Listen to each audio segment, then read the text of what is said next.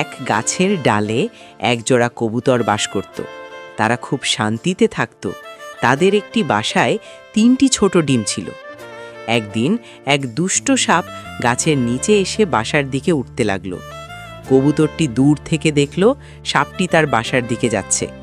সাপটি বাসায় পৌঁছে 3টি ডিম একে একে খেয়ে ফেলল। কবুতরটি খুব কাঁদল, কিন্তু কিছুই করতে পারল না। পরের দিন কবুতরটি ভাবল, আমি যদি চুপ থাকি এই সাপ আরও ক্ষতি করবে। তাই সে একদিন দেখল সাপটি গুহায় ঘুমাচ্ছে। কবুতরটি কাছের রাজপ্রাসাদে উড়ে গেল। সেখান থেকে একটি চকচকে সোনার চেইন তুলে এনে সাপের গুহার সামনে ফেলল। কিছুক্ষণ পর রাজার সৈন্যরা এসে চেইন খুঁজতে গিয়ে সাপটিকে মেরে ফেলল। এরপর কবুতর আবার নতুন বাসা বানালো, এবার শান্তি ও বুদ্ধিমত্তার সাথে।